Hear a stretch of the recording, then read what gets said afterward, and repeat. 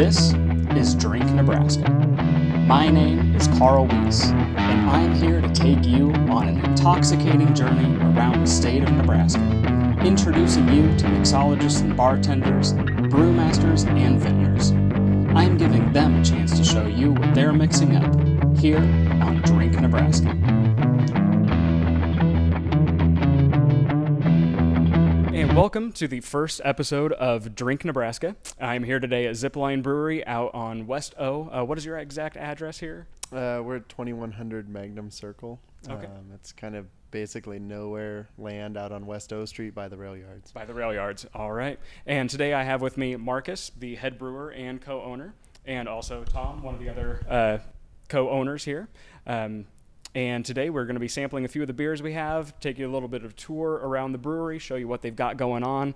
They are in the middle of some construction, but hey, that's what we're here for. We're here to show you, hey, this is a growing market, this is a growing business, and Lincoln is honestly one of the best places to be going right now because we have countless, it feels like, breweries popping up every year.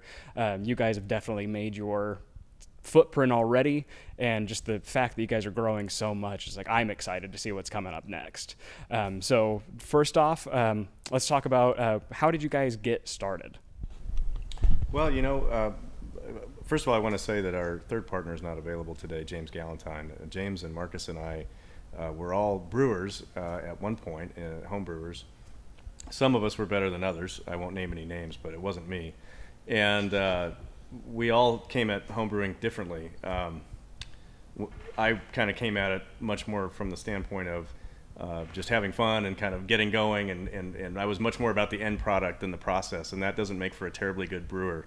It makes for a great, fun person to drink beer with, but maybe not making the best beer in the world. James, on the other hand, was very meticulous and an excellent mechanical brewer, and really understands the art of brewing and how the science works behind brewing. But what we really needed was somebody who understood both of those things and really understood how to make beer. And I liken it to playing piano. You can learn how to play the piano, but it doesn't make you a pianist. And the fact of the matter is that Marcus joined the group after some arm twisting initially, and he's the pianist. He's the real brewer in the group. So he runs the show day to day. Okay. And so how many brews do you guys produce right now? That's a good question. I mean, we have so many different variations of beer that we're running. We have full year-round beers that we brew. Right now I think we have 4 year-round beers in our lineup. But then we have a variety of seasonals that we mix in about every 3 months. And we just started a Brave New Brew limited series, which is a kind of an aggressive trend of higher gravity, more unique beers. And we're running those every few months, in addition to just small batch and barrel aged beers. So I would say probably to date we've brewed somewhere around 40 different beers in 2 years. That's a lot of beers. That's a good variety, though. That keeps people fresh. It keeps people interested. It's like, oh, what's coming next? Absolutely. And that consumer is really interested in variety and always interested in seeing the next thing that you can do. And the nice thing is Marcus has designed a portfolio that really works on the smaller end of the scale and all the way up to the bigger beer end of the scale and things with a lot more flavor and intensity. But we really pride ourselves on having beers that are very accessible too. So we have things like the Kolsch, which is our first beer on the spectrum here. Okay, and so what is the Kolsch? What makes a Kolsch beer a Kolsch beer? Kolsch is a style of beer that is originated out of Cologne, Germany. And it's a strange beer. It's a byproduct of history, essentially trying to make a Pilsner style beer, but fermenting it a little warmer because at the time in Germany when they were making this beer, they didn't have the proper refrigeration. So you ended up, as yeast warms up, it produces fruity esters and kind of interesting characteristics that we know more as an ale than a lager. Okay. So whereas a Pilsner is a lager, this is actually a hybrid between an ale and a lager. And so you get a little bit of this distinct fruitiness that's known to that style of beer, but on a clean kind of Pilsner wheat base. I'm going to grab it and give it a try. I don't think you're going to make it through all 5 of these. You might be impressed. They get bigger. Nothing wrong with that. Bigger in flavor, bigger in alcohol, everything. everything. So this beer obviously is very light in color. It has that kind of nice straw yellow color. Very approachable to somebody who has not ventured down the craft beer road, but is only familiar with kind of the typical domestic beers, lagers in particular. For sure. But it's a 5.4% ABV, so it's not that strong in terms of kind of some of the other things in our portfolio. Right, but also stronger than what you're going to pick up in the usual domestic stuff. Yeah, I think you would find a standard domestic lager to run in the mid 4% alcohol range, so 4.5%. So yeah, this is a good percent higher than that. Yeah, I like it. It's very fresh. It's very clean. It's one of those what I think of as a session beer, where you're going to be able to drink a few of these and still feel all right. Yeah, and that's kind of what it's designed for. I mean, typically this is lawnmower beer for your summer. We released it in the winter because we're kind of strange like that, and we were just excited about it, and put it in bottles a couple weeks ago. So okay, the reality is that those lighter lagers are still dominating the market of beer consumption generally, and to provide something like a Kolsch that can appeal to that consumer who really prefers a lighter lager, American lager, is really what we wanted to do with that beer, was kind of welcome those folks into the craft crowd and kind of introduce them into some of the things that we're doing. And it's a really accessible beer. It's easy to kind of pick up on the palate, and the color is familiar. So that's really what we're trying to do with that beer, is introduce folks into this entire line. Okay, and so going along that lines, like, what are the top sellers in Lincoln, and was it surprising to you to find out if people were going more towards one type of beer than the other? Yeah, I think we were always open to seeing what the market liked. So Lincoln, we didn't really know what Lincoln's beer was. We didn't know if they wanted an India Pale Ale or a wheat beer or a brown ale. And sometimes I think the hard part about our business is to take our personal, likes and dislikes out of the equation and say, we can make a whole bunch of different beer styles, and as long as we make them well, then people can choose what they want. Sure. And so I think it was really surprising to us to find that our runaway bestseller for the Lincoln market was our Copper Alt beer, paraphrased as Copper Alt ALT. And it's a German brown lager, similar to the Kolsch in that it's a hybrid between an ale and a lager. So it has some unique characteristics that make it rare, in hard to find in basically anywhere in Lincoln or even in the Midwest. But yeah, the folks here in the community just took to that beer in a stronger percentage than some of our others. It's a great beer because it pairs well with just about every type of food also. So when we go into you name it, almost any bar in town, whether they're doing burgers or pizza or wings or whatever, it's just a great beer, hold up to just about anything, and it really gets a lot of those flavors going and complements a lot of smoky flavors and things like that. So okay. And so moving on down the line, we have beer number 2. Which one is this? That's our nut brown ale.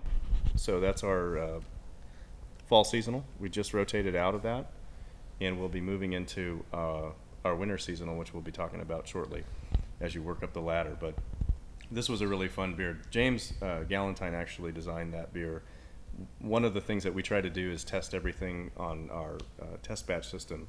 Virtually all the beers that you drink from ZipLine have been through that system in one form or another, and we try to dial in the nature of the beer that we want, try to get the flavors we want, and the right profile. And I think James did about 6 or 8 versions of that beer before settling on that one, and when we all tasted it, we knew that was really where we wanted to go with that beer. So I've had nut browns before, and this is by far near the top of anything that I've had. It's like, I've noticed that a lot of the times when you get into nut browns, they're almost too heavy for my personal taste on the hazelnut. Sure.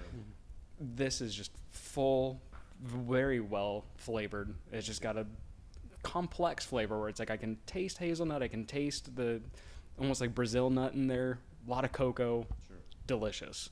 So what flavor profile was the brewer going for with this?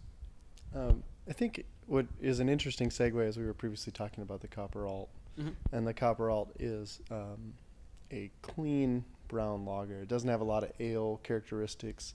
It has, a very kind of uninteresting yeast profile, but it makes it really clean and accessible and easy to drink.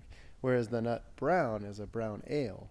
And so you get an English yeast strain that produces a lot of fruity esters.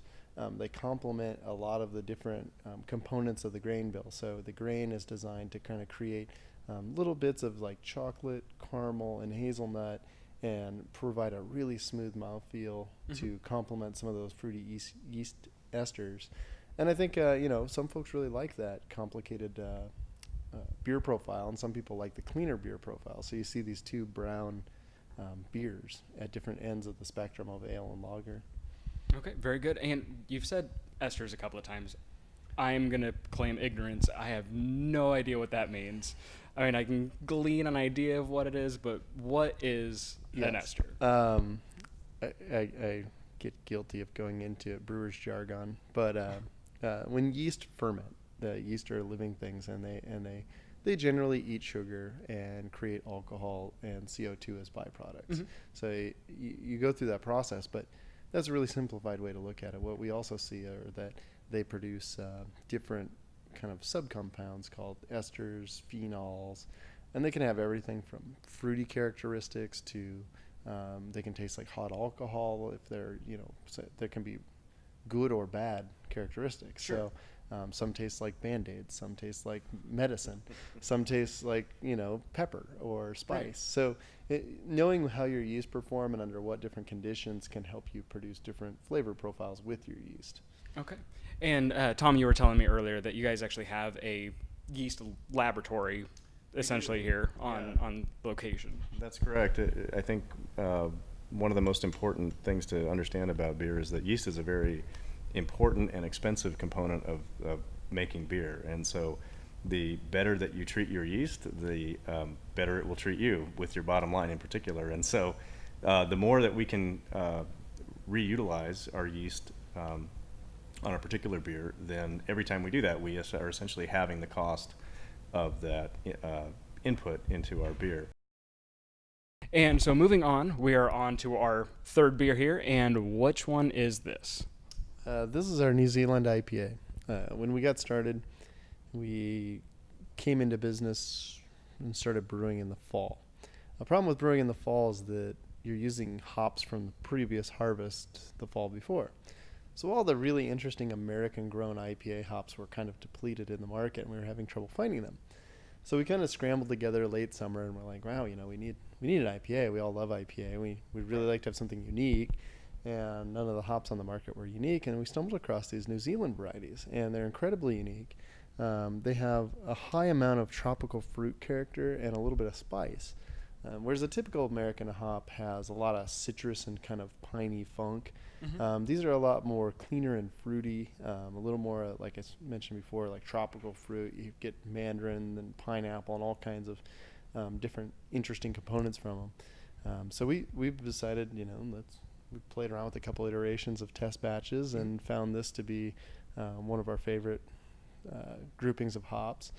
And they all have very interesting kind of geographical based names out of New Zealand. Pacifica, Pacific Jade, Pacific Gem, Wakatu, which is kind of a lemon lime hop, and then escapes me. Rakau is our last one. We used to have a hop called Motueka, and the supplies on these New Zealand hops are very limited because of the small acreage that they're grown in and the high demand for them in the brewing scene right now. So we actually had to switch out of Motueka to Rakau about 6 months ago, and so. But luckily, you have a pretty seamless transition with some hop exchanges. Yeah. This is a beer too. We just started dry hopping, which is something that we're doing more and more of. It really, I think, provides a much more floral nose on the beer and gives you a little bit more hop flavor, and it's a lot of fun. These guys are doing a great job, and some of the other beers that we do are dry hopped, like the Black IPA, for example. And you'll be seeing some 4-packs entering the market very soon, including the Black IPA, which just rolled out last month. And primarily, most of those are larger beers or dry hop beers, so they're in a smaller set of packaging. And so this next one is then the Black That's IPA? the Black IPA. Exactly. Okay, so same New Zealand hops in this one, or No, this is actually more of your classic American hop profile. We use Simcoe and Cascade, Amarillo, some really interesting kind of hops that carry a lot of citrus and pine. The key to what we love in our black IPA is that we provide a really robust dark beer base. Some black IPAs, they literally are like a trick. So they try to make a black colored beer that doesn't taste like a dark beer, and then you get an IPA in disguise. right? Whereas in the Pacific Northwest, they came up with a Cascadian style that basically used all the robust kind of chocolatey, earthy elements of a brown or of a dark beer. Sorry. And at the same time, they incorporate it with a lot of these kind of piney, citrusy hops, and I liken it to a forest in a glass, because at the right temperature, using around 50 degrees, you kind of feel all those different elements of kind of earth and pine and Yeah, it's a huge change from the New Zealand to this black. I mean, just the nose on it at the very beginning. It's just that this is what I've always thought of as like, this is a strong IPA, and it's not an alcohol scent to it, but it's like you get that warming feeling when you drink it. It's just, this is a winter beer, and this is wonderful. But yeah, and it's, my dad hates IPAs, doesn't like the bite of them. He would enjoy the New Zealand one. He would take a sip of this and be like, you can finish this bottle. But no, this is very good, very drinkable. But it, like you said, it's a forest in a glass, where it's like, if you're not careful, one of the trees is going to fall on you. That's exactly right. yeah, I think and so this is where I'm seeing that I might not make it through all 5 of these, because one more of these, and I'm not sure if we're going to be able to go any further. But well, we saved you a much stronger one for last. So Absolutely. excellent. All right. And so, anything else to say about the black IPA? I think just that the black IPA provides a fun beer to play with.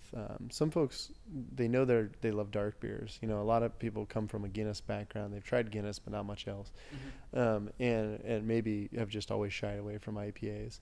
And this kind of gives you that playground for that dark beer drinker to go, well, I like this dark beer base, and maybe I do like hops, or maybe I can understand how these hops play, and vice versa. You can take a IPA lover who maybe doesn't drink a lot of dark beer by itself, but they have now winter IPA to go to, instead of looking for a porter or a stout. Sure. And so I think it's a good beer. It's a good winter beer for hopheads. Yes. So there you have it. This is the bridge that will combine 2 beer-loving worlds together, and this is really good. Notice that's the one you're finishing. Yeah, this is the one. Well, we're not done. There's always chances to go back, to cleanse the palate, get everything back. So yeah, this is really good. And so moving on, we have our last one, and you said this one is the strong one. Yes. And so what makes this one the strong one? This is St. Bowden, right? So this is a beer that we technically label as a Belgian strong dark ale. Okay. But we affectionately, in the ZipLine crew, call it St. Bowden.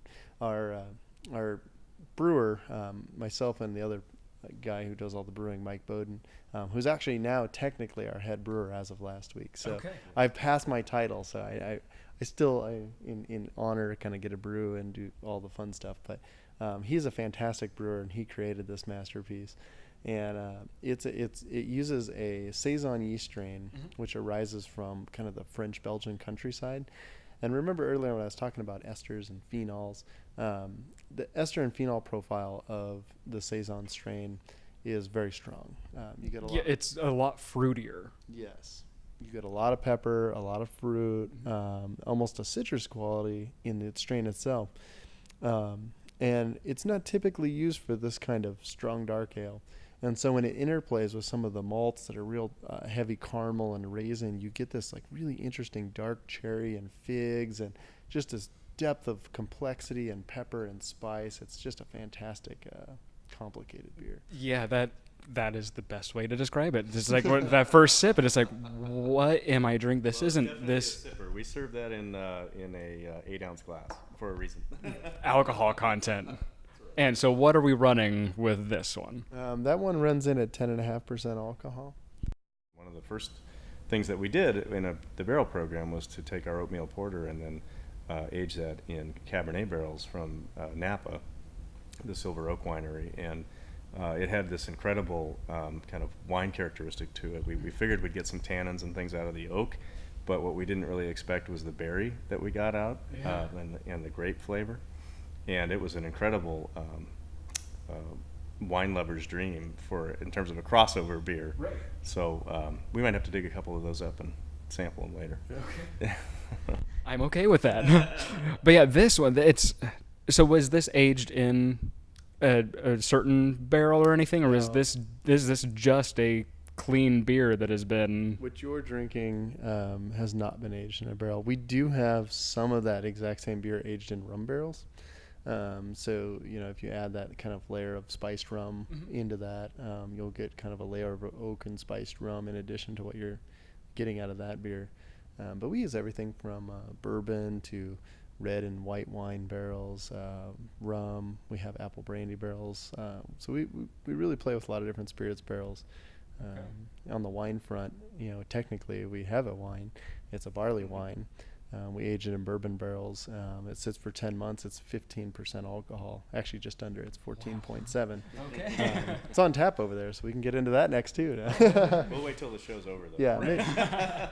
But yeah. So I mean, you do kind of, as Tom mentioned at the beginning of the segment, we like to flex our muscles from 4% alcohol up to 15. Yeah. Because I think that's the fun thing that brewing lets us do. We get work grain, at their minimal characteristics and all the way up to kind of this highly complex and aggressive format. And when you have the materials and the resources to play with this wide range, you have to. And obviously, it's a little boring to do the same thing over and over every day, so we got to make sure that everybody's having fun and stimulated. Otherwise, you lose creativity. So that's a big part of the deal. Okay, so jumping back real quick to the Brave New Brew line, you said it's a lot of smaller run stuff. So how much do you make for these small runs? We're still kind of in our infant stages of that release. The Black IPA was the first one we put into those. So we're just kind of learning what folks want in the market. I think one of the interesting things is, and you can always almost assume this in the craft beer world today, is that they want more. And so we tend to underproduce those because we don't want to be left with old products sitting around. And so we usually sell out of that stuff pretty fast. Yeah, that was going to be the question. It's like when somebody's in the store and they see a new Brave New Brew line, it's like, should they pick it up right away? Because is that something that could very well be gone in 2 days? Yeah, and I mean, not just a sales pitch to go pick up beer real fast, but I mean, this beer actually is really good fresh because it has the hops in it, and hops are one of the volatile components of beer. So you want to get it fresh, and you want to pour it into a glass, as with every beer we have, and so your nose can be part of that experience in enjoying that beer. For sure. We do only run these limited releases, though, about 2 months at a time. So if you do see it on the shelf, you want to grab it because it may go away, obviously, just in terms of limiting production. So we've got a couple of new ones coming out, obviously, in the spring, too, that you might want to touch on. Yeah, actually, the beer I'm drinking is a chocolate double stout. And so a lot of folks complain because we never make stouts. We have a porter in our regular lineup, and we love porters, and so there's a lot of stout lovers in the world. Yes, there are. And the nuances are fine between the two, but we kind of basically shot from our hip and created this double stout recipe, which is really fantastic, and then infused it with cacao nibs. There's kind of a Ecuadorian cacao nib that we get from a fair trade entity out in San Francisco. Perfect. And it makes a really good complement to the dark grain bill. And this was become so popular as a small batch that we decided, well, let's put it in 4-packs and do it as part of the Brave New Brew series. So we're hoping, if all goes well, to release that around Valentine's Day. Okay. And then we Perfect time for it. Chocolate, candy, sweets. Yeah. Oh, yeah. Then we have a Belgian pale ale that's been highly popular with our fan base, and so I think we'll run that out later in the spring. So we'll continue to roll them here every couple months. For sure. Okay. We're not going to guarantee the quality of the date, but the quality of the beer will be fine. We do participate a lot in different community events and try to provide as much support as we can to various charities in the community. And we've kind of built that in as our marketing element. So we don't do a lot of overt marketing. You don't see a lot of ZipLine print media or ads or things like that. We have found that in partnering with people and just kind of reaching out and helping them boost up whatever they want to see as part of Lincoln, it has allowed us to receive the benefit of them boosting us up in that same way. So, the main reason that we're here, I think, is that the community has helped us kind of grow this business, and hopefully they feel some ownership in that and some pride in that, and will continue to participate as our beer drinking partner. So, well, we really foresaw an opportunity to kind of service that craft beer consumer in the Midwest, because you do see a lot of folks kind of blowing up on both coasts, and then some folks that are blowing up even on the West Coast are now hopping to the East Coast to start production facilities. And like so many things, there's a bit of a flyover concept at play. So we feel like, this is our backyard. We can service and service it for a long time in a good way. So that's our desire. For sure. Anything else you'd like to add, Mark? I think that from a story of our company, our plot line's still unfolding. So we have a lot of things we're still in our infancy. We're still 2 years old. We just crossed over our second anniversary. And like any, I think, good writer, you kind of takes you a little while to get in the rhythm of so I think we're starting to just get past those first chapters of growth and starting to kind of hit our flow. And so I think, we're really going to start to see some interesting things as the plot thickens. For sure. Now we're actually going to take a little bit of a tour around the facility and check out the sites of what we got, and maybe see a little bit of where we're growing and where you guys have got a few more things coming in over the next couple of weeks, actually, with the brew tanks. Yeah, but we're then doubling our capacity in the next 2.5 weeks, basically. So that's huge growth. So, all right, thank you very much, and we'll be jumping in just 1 second.